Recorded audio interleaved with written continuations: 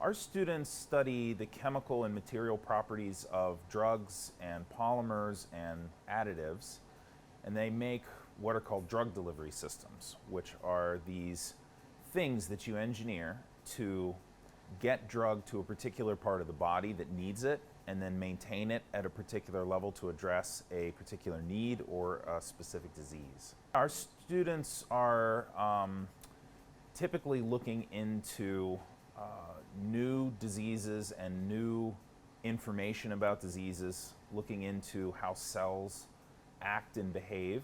Our students are then actually building something that in many ways represent or replicate what they saw in that research. So they're trying to build things that behave in that way, they mimic that in some way, and in that way they actually take advantage of things that are already in the body, pathways and signals that are already in the body to make more efficient drug delivery systems. In our group, we are designing the next generation of medicine. So the kind of things that we're building in the lab don't even exist today. The way to think about this, I think, is that the medicine that we are creating or engineering in our group is actually programmed with information. Our current drugs that we have today don't take advantage of these things. They just sort of flood the body with a large amount of stuff.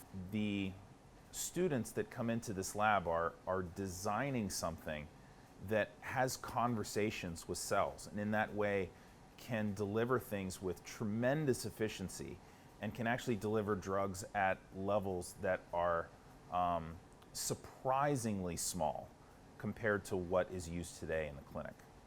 I think a typical experience of a student here in our lab is a lot of growth. I think that they learn all kinds of new things that they didn't before. So they'll learn new things in immunology, learn new things in biology, cell biology, molecular biology, in order to understand how the body works on a small scale level. Students typically say to me, I've never had that kind of stuff before. I've only studied chemical engineering or chemistry. Should I be worried about that? And typically I say, no, we don't care so much about what you've already learned. We'll teach you what you need to learn.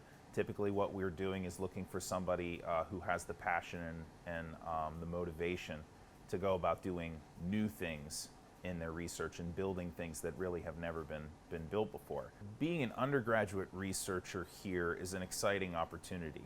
I think that there are a lot of opportunities for undergraduates to do research. We have a large number of undergraduates at any point in time in our lab that do research.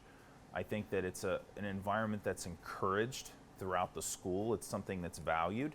And I think that undergraduate research here, besides just the opportunities and the expertise and the facilities and the medical school and all of the things that you would have access to, undergraduate research here really gives students an opportunity to grow in a way that they wouldn't otherwise grow in their regular curriculum or just in the classroom. They're getting to design experiments with a particular hypothesis in mind, and then take responsibility for actually seeing that through, which is an extremely valuable skill set for an undergraduate to learn, and that's not something that you typically learn in a classroom.